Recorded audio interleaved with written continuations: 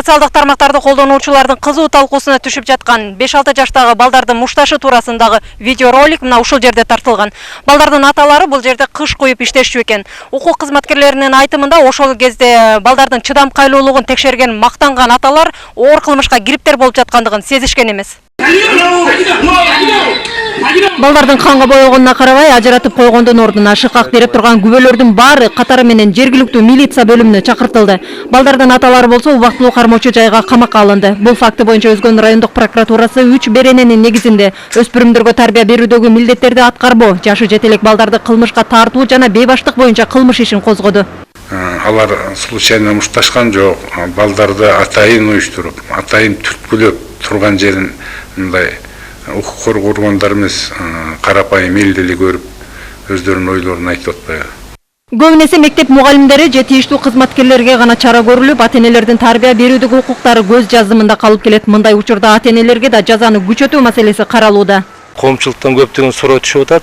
Бул ата-энелердин укугунан ажыратуу боюнча да каралабы дегенчи. Азыркы кезде комплекстүү текшерүү жүрүп жатат. Бул психикалык жактан кылмыш чөйрөсүнө аралашкан эмес бул үй бүлө. Кандай эле башка бир диний секталарга кирген эмеспи деген. Окуя баш дөбөлүктөрдүн кызуу талкуусунда турат. Энелер эрдик кылган аталардын бул аракетин балдарга карата зомбулук иретинде кабылдашууда. Алардын пикиринде үйдө катаал тарбия көргөн балдардын келечеги бүдөмүк. Натур иштем, келечегинде дагы туура эмес дем. Чоңойсо алар кандай болот билбейм эми. Бул окуя наристелерге карата зордук зомбулуктардын алгачкысы эмес. 2015-жылы январь айында атасынын тууганы тарабынан эс учун жоготкончо токмоктолгон 2 жаштагы Ибрагимдин тагдыры республиканын айрым район шаарларына үй бүлөнү жана балдарды коргоо бөлүмдөрүн ачуу зарылдыгын көрсөткөн.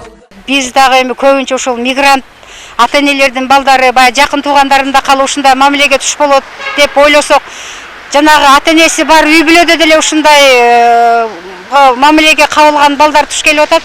Анан ата-энелер түздөн түз жоопкерчиликсиз калып кетип атат да.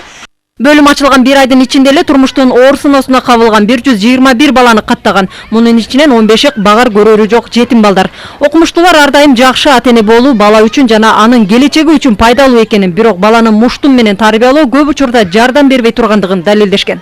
Миргүл Бокошова, Жылдызбек Болотбеков, Коомдук 1 канал, Ош облусу.